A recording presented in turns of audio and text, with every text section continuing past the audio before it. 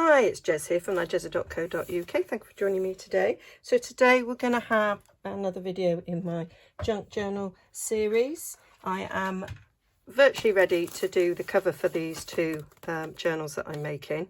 But I thought I'd show you, I don't think I have shown you yet, how I made this pocket here.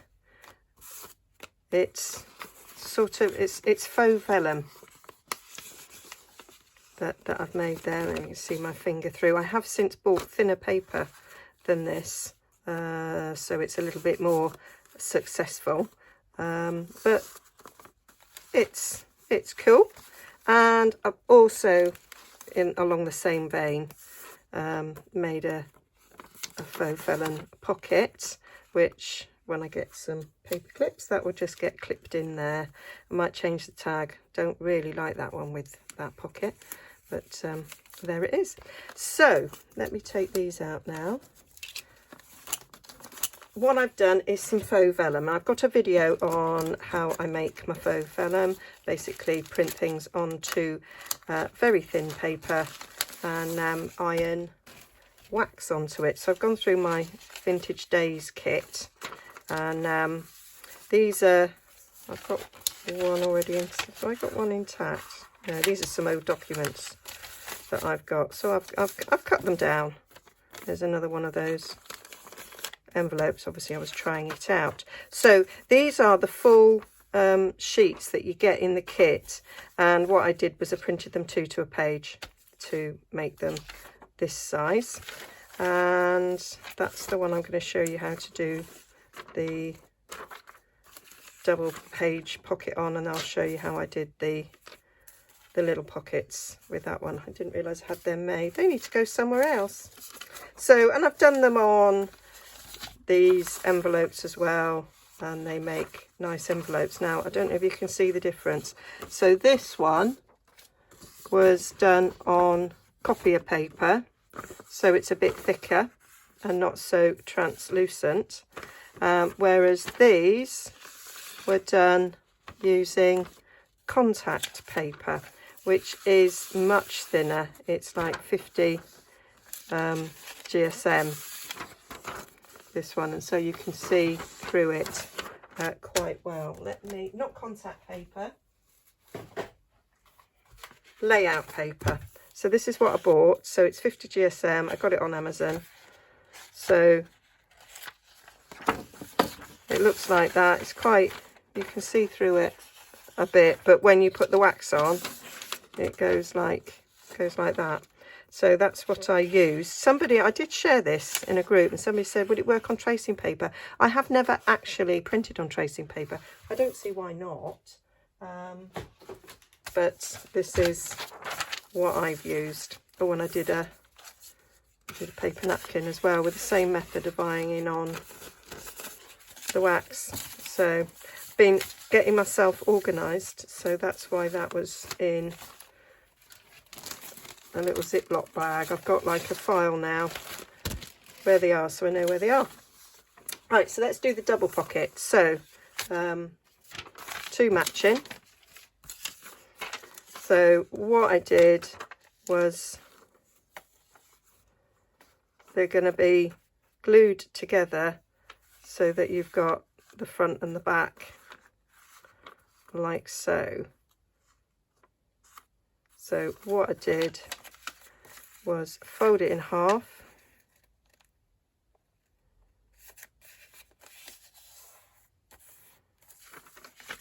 so then this one needs to fold in half the other way.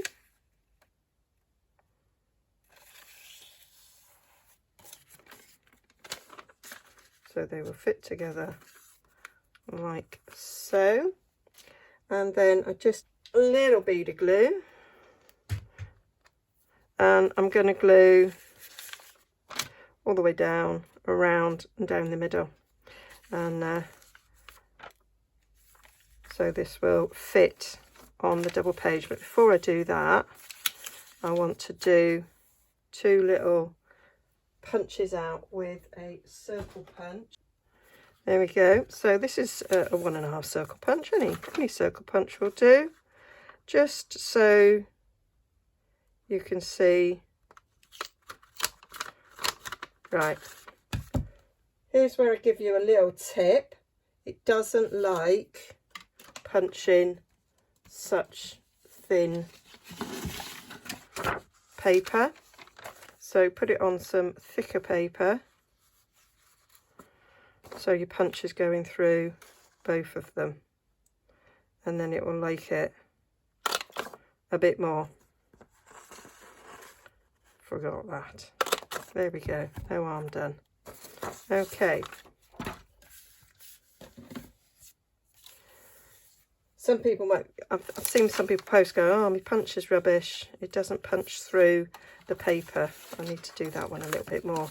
And it's like, it doesn't like paper, it likes card or thicker. Need to go a little bit more in there. Although being a little bit raggedy is okay. There we go. That's a bit neater, isn't it? So back to, you can ink. I might ink actually.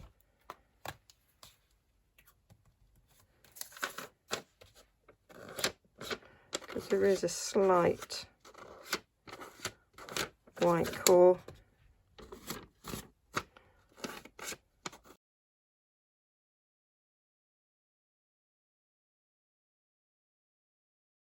That'll do. And then we're going to put, this is Collol glue, and I didn't really see it. I mean, the thing with vellum is you see the glue, but it's not hugely transparent. It's a bit less transparent than real vellum, although it's not bad. And I just think it's another great way of using your digitals to do this with it. And then just go down the centre. I mean, it's going to go in the middle of a signature, so it's going to get sewn in. So you could probably get away with not having it down the centre. And then just match up the edges.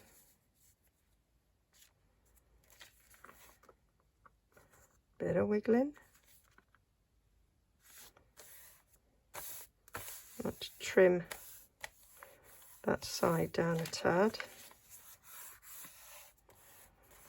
So we've got a nice back of the pocket there, a nice back of that pocket there, and the front. So it is like you've made it out of one half, but we've actually made it out of two stuck together. That's it, and that just slips in your journal between two pages and forms a nice little pocket for putting things in. So that was that. And then to make the floating pocket, that one, I've done a similar before. So I'm going to bring my trimmer in again because it's got a scorer on it. So we're going to go, I go about 1/2 inch or a centimetre. I'm going to use my bone folder down here because the trimmer, the scoring blade's a little bit too sharp for this paper and it will go through it. So we'll do that and then kind of decide, I'm going to fold it up there. This is just random, no measurements, just random. Need a bit overlapping there.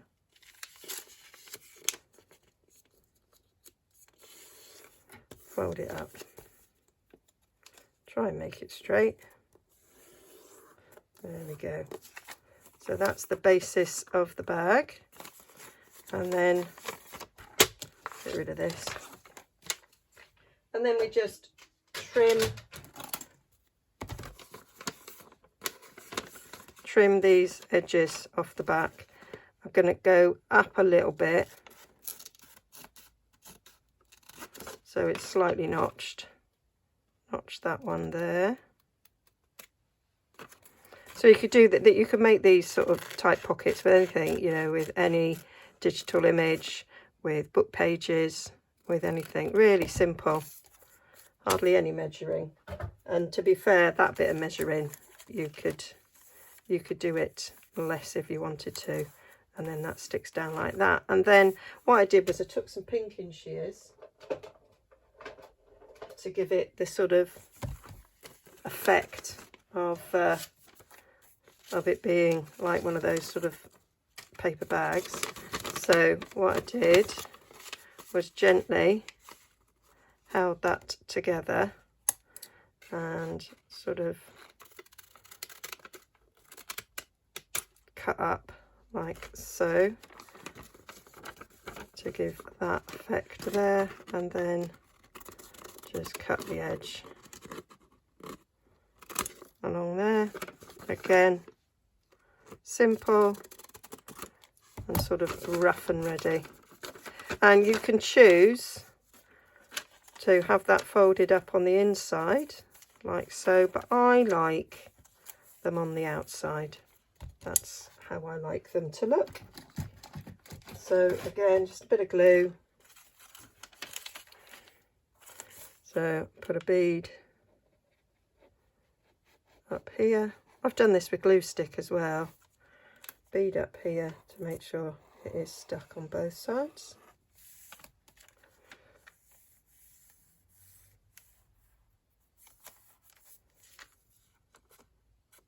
But we don't want it stuck up the middle, so make sure it hasn't oozed out. And then go along the bottom of the bag and the top of the flap, and again give that a rub. You can see a bit of the glue through it, don't bother me. And that's the little floaty bag. So that's it, quite sort of quick and simple. And I say you can do this with anything, you don't have to do it with sort of faux vellum, but I do like the look of it with faux vellum, and then you can put your tags in it. So nice quick little project for you.